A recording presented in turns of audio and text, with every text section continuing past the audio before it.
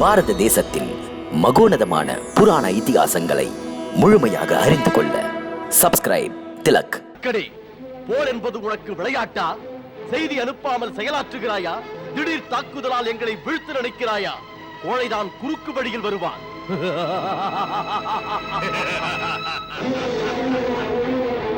பலராமண்ணா,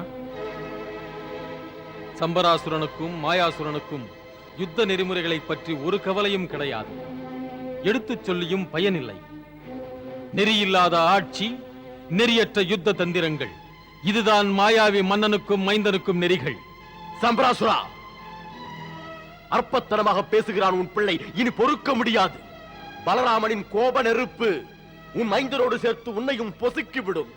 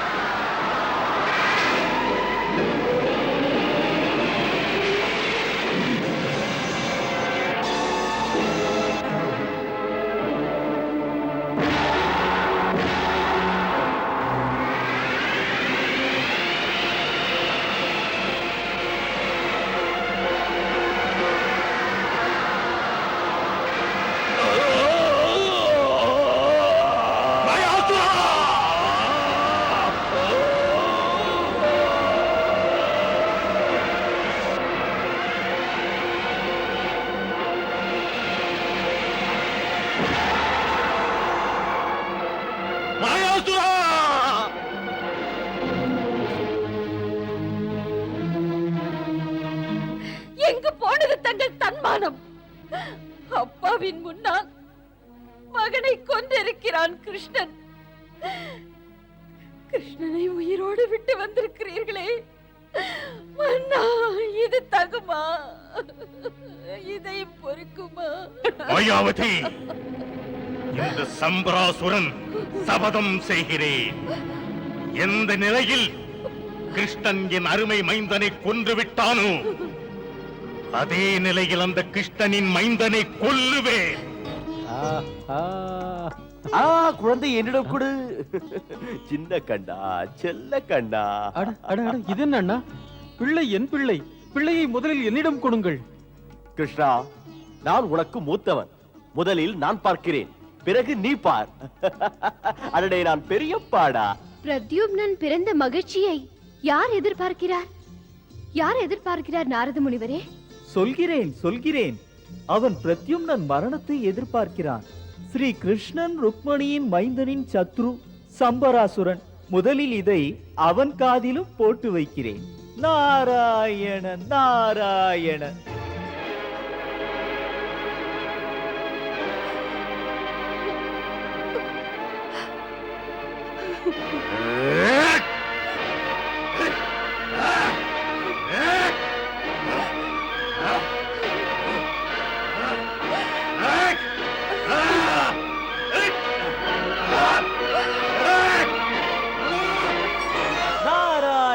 நாராயண நாராயண நாராயண.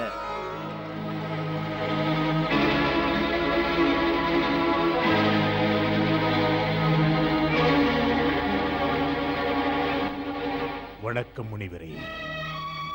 வணக்கம் முனிவரே.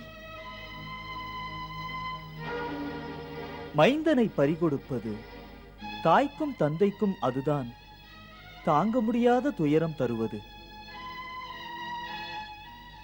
ஆம் முனிவரே, அந்த சோகம்தான் நினைக்கின்ற போதெல்லாம் என்னால் தாங்க முடியவில்லை. என் மனைவி அழுது விடுகிறாள். என்னால் அழ முடியவில்லை, பொறுக்கவும் முடியவில்லை. சம்பராசுரா, மைந்தனின் அஸ்திரங்களை அணிமணிகளை பார்த்து சாதாரண மனிதன் போல் அழுவதா? உங்கள் இருவருடைய கண்ணின் மணி போய்விட்டான் என்ற எண்ணத்தில் இப்படி அழுவதால் பயனொன்றும் இல்லையே. இல்லை முனிவரே, இல்லை. அன்பு மகனை பறிகொடுத்து விட்டோம் என்ற எண்ணம்தான் நெருப்பாக சுடுகிறது எங்களை. அதை அணைக்கத்தான் நினைக்கிறேன். தேவரிஷி, போகட்டும், துன்பம் தரும் நினைவுகளை தூண்டாதீர்கள். தாம் எல்லா உலகுக்கும் செல்கிறீர்கள். ஏதோ விசேஷமான செய்தி இருக்கிறது. அதை தெரியப்படுத்த வந்தீர்களா? நாராயண நாராயண. மன்னவா, உன் நிலைமையை பார்க்க வேண்டும் என்ற எண்ணம் எல்லாம் இழந்தாலும் தாங்குகின்ற மன்னவன் இப்படி சிறு பிள்ளை போல் கண்ணீர் விடுவதா? ஆனால் அங்கே ஸ்ரீ கிருஷ்ணனின் ராஜபவனமே ஆனந்தத்தில் இசை பாடுகிறது. ஆனந்தத்தில் இசை பாடுகிறதா? பாடுவதற்கு காரணம் என்ன முனிவரே?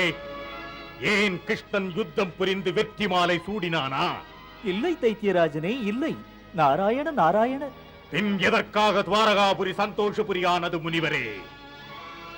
புதிர் போட்டு எதிர்பார்க்க வைக்காதீர்கள், காலம் கடத்தாதீர்கள். வந்த விஷயம் என்ன?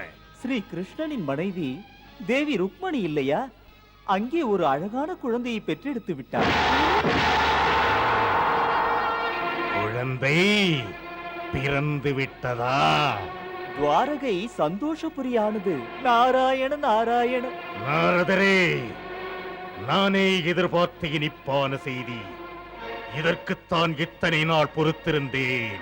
சம்பராசுரா, இனிப்பூட்டும் செய்தி உனக்கு தெம்பூட்டுகிறதல்லவா? ஆ, உன் புண்பட்ட மனதுக்கு மருந்து போல் இருக்கிறதா?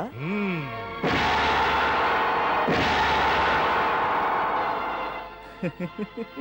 நல்லது. இனிமேல் நான் எதற்கு? நாராயண நாராயண நாராயண நாராயண.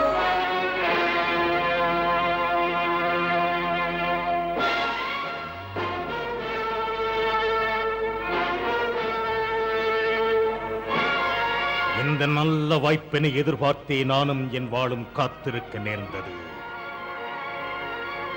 பாவம் என் வாளுக்கு தாங்காத ரத்த தாகம் எடுக்கிறது. வாளே, சற்று பொறுத்திரு. போர்க்களத்து சேனைகளின் ரத்தத்தை அல்ல, கிருஷ்ண மைந்தனின் ரத்தத்தை தருகிறேன்.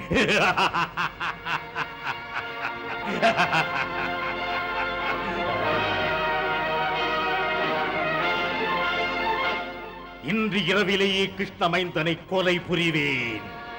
இந்த பழி தீர்ப்பை நடத்தி காட்டுகிறேன். கூடாது அரசே, நிதானம் தவறாதீர்கள்.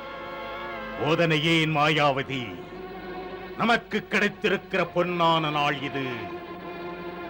பழி தீர்க்கும் போது குறுக்கிட்டு தடுப்பதோ எதற்கு? எதற்கென்றால் அது சின்னஞ்சிறு பிஞ்சல்லவா, ஜீவன் அல்லவா? கிருஷ்ணனும் ருக்மணியும் அந்த மழலையை பார்த்து சிறிது மகிழட்டுமே. நாளை அதன் இழப்பில் அவர்கள் சோகம் புயலாக சீரப்போகிறது. அதனால் கொஞ்சம் நீங்கள் தாங்கிக் கொள்ளுங்கள் அரசே. கிருஷ்ணனுக்கும் ருக்மணிக்கும் ஆசையாக பெற்ற பிள்ளையின் ஆயுளில் அமைதியின்மையை கொடுங்கள். நான் பெற்ற வேதனையை அவர்களும் சற்று அனுபவிக்கட்டுமே.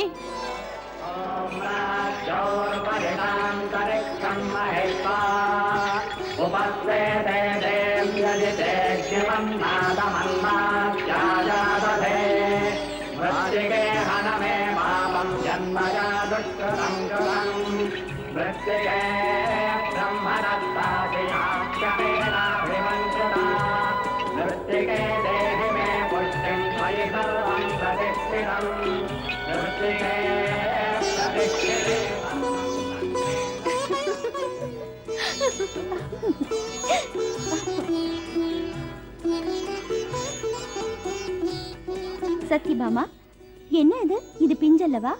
தெரியாதா அக்கா? பேர் சூட்டல் யாருக்கு? நமது பிள்ளைக்குத்தான். பிள்ளையை தொடக்கூடாதா? நானும் தாய்தானே. ஆமாக்கா, சத்யபாமா சொல்வதும் சரிதானே. என் சுபத்ரா, மறுப்பேனா? பெருமைக்குரிய நேரம் அல்லவா இது? இன்று பேர் சூட்டல் அல்லவா? சுபத்ரா.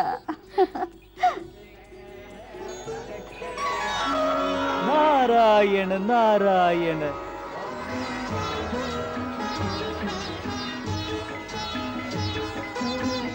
அடடே அக்கா, இதோ பிள்ளை என்னை பார்த்து சிரிக்கிறான். ஆம், பிள்ளை சிரிக்கிறான், கோபக்கார அம்மா என்று. குருதேவா, பிள்ளைக்கு என்ன பெயர் வைக்கப் போகிறீர்கள்?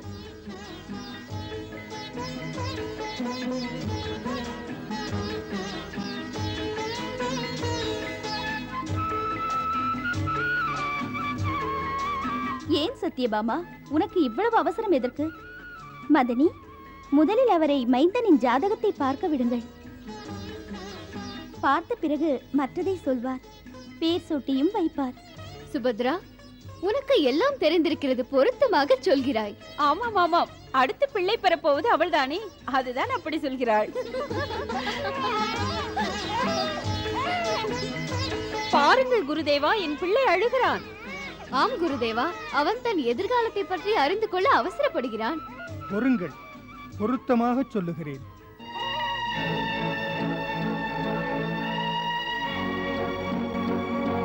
என் மைந்தனின் எதிர்காலம் எனக்கு தெரியும் இறைவா. எது நடந்தாலும் அது உலக நன்மைக்காகத்தான் இருக்கும் தேவி. அதற்காக என் தாய் பாசத்துடன் விளையாட வேண்டுமா இறைவா? இது விதியின் விளையாட்டு தேவி. கிருஷ்ணா, எங்கே யோசனை? குருதேவர் உன் மைந்தனை பற்றி சொல்லப் போகிறார். ஸ்ரீகிருஷ்ணன் ருக்மணியினுடைய மைந்தன் மாவீரனாவான், வல்லமை படைத்தவனாவான், அரக்கர்களுக்கு யமனாவான், நம்முடைய நெறிமுறைகளை நிலைநாட்டுவான், இறைவன் திருவருளால் எல்லாம் பெறுவான், யாதவ குலத்தின் புகழை வளர்ப்பான்.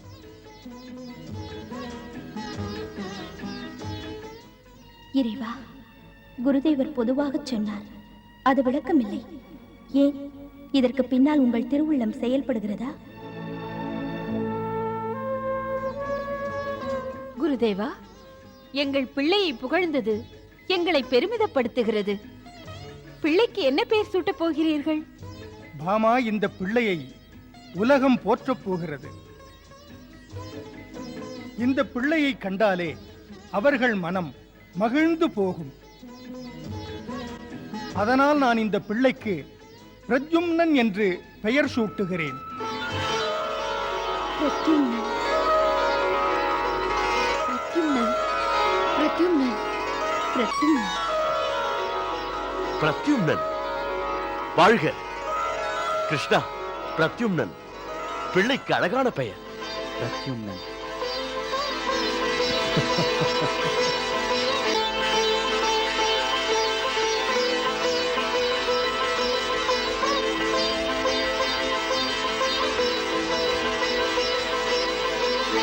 குருதேவா, இறைவன் அருளால் இந்த சங்கநாதத்தின் முழக்கம் பிரத்யும்னனின் பெயரை மூவுலகங்களிலும் எடுத்துச் சொல்லட்டும். அதை கேட்டு எதிரிகள் நடுங்கட்டும்.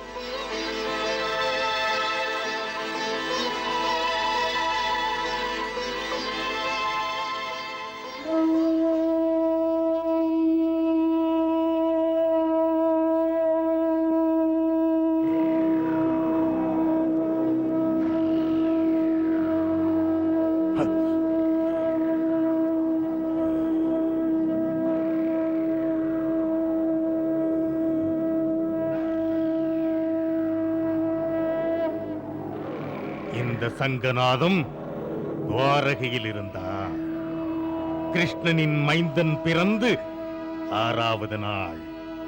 அவனுக்கு பெயர் சூட்டு விழா நடந்து கொண்டிருக்கிறதா? மடிய போகிற குழந்தைக்கு பெயர் சூட்டலாம். மடிய போகிற குழந்தைக்கு பெயர் சூட்டலாம்.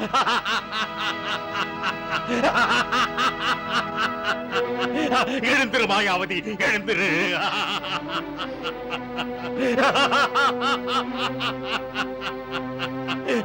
ஏன் இப்படி சிரிக்கிறீர்கள்? சிரிப்பையே இதுவரை மறந்திருந்தீர்கள். மாயாசுரனை பறிகொடுத்து அந்த வேதனையில் விம்மிக் கொண்டிருந்தீர்கள். மன்னவா, இன்று அதை மறந்து இப்படி சிரிக்கிறீர்களே. முழங்கும் சங்கின் ஒலியை நான் கேட்டேன். ராணி, நீயும் கேட்டிருந்தால் நான் சிரிப்பதைப் போல் நீயும் சிரிப்பாய். ஆம் ராணி, நீயும் சிரித்து சிரித்து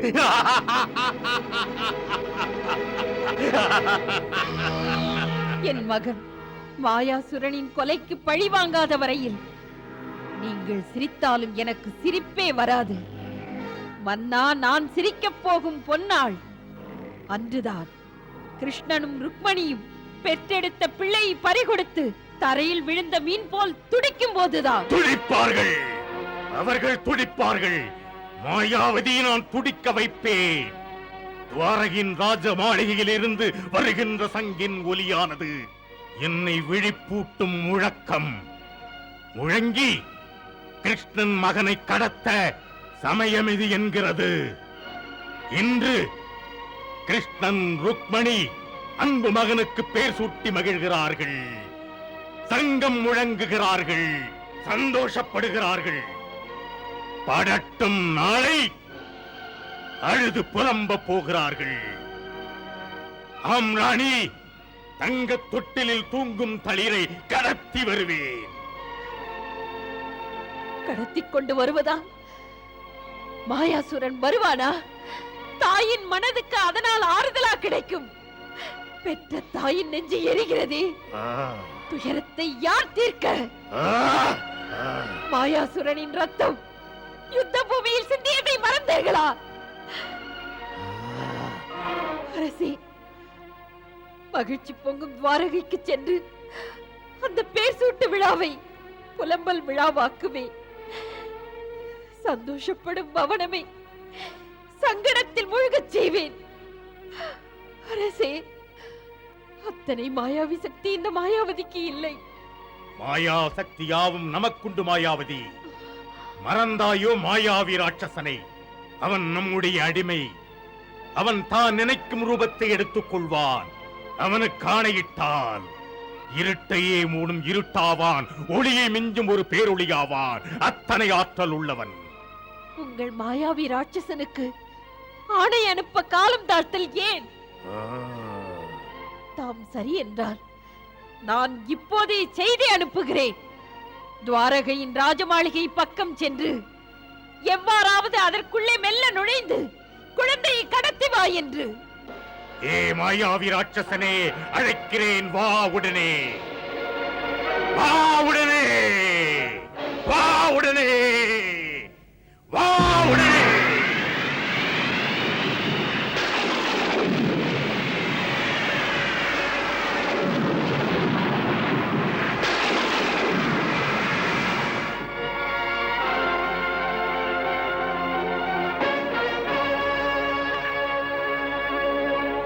அரக்கர் வேந்தே, வணக்கத்தை ஏற்க வேண்டும். ஓ, வந்து விட்டாயா மாயாவி? ஆம், வந்து விட்டேன். தாம் எதற்கென்னை வரவழைத்தீர்கள்?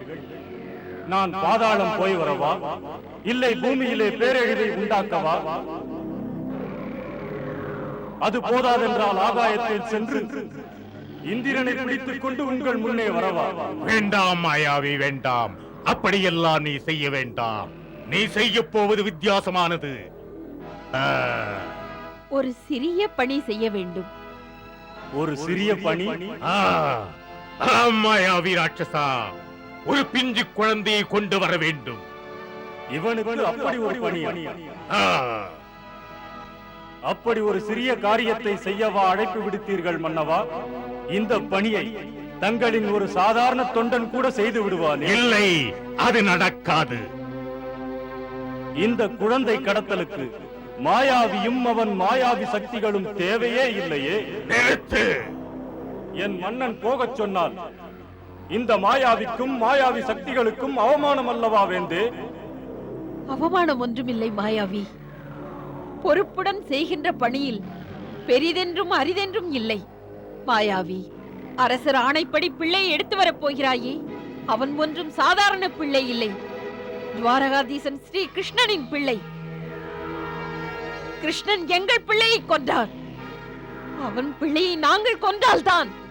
இந்த விஷயத்தை எளிதாக நினைப்பதா மாயாவி? தந்திரக்காரன் அந்த கிருஷ்ணனும் கூட மாய வித்தையில் மகா நிபுணன்.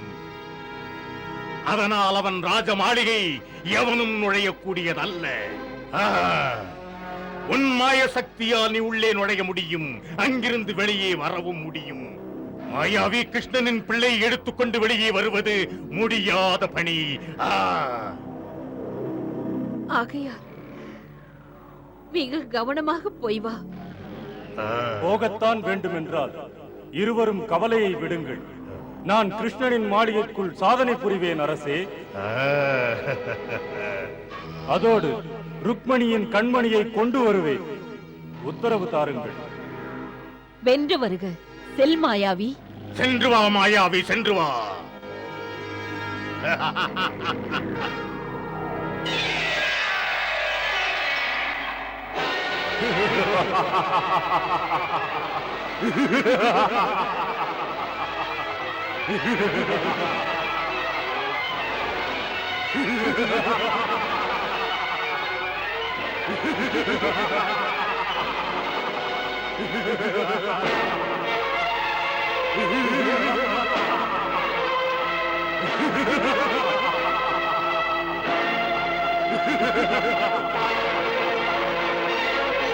துவாரகாதீசன் இந்த சின்னஞ்சிறு நகருக்கு அரசனா? எங்கள் சம்பராசுர மன்னவன் எனக்கு ஆணையிட்டிருந்தால் குழந்தை பிரத்யும்னனுடன் சேர்த்து இந்த குட்டி நகரை பிடிக்குள் எடுத்துச் செல்வேன்.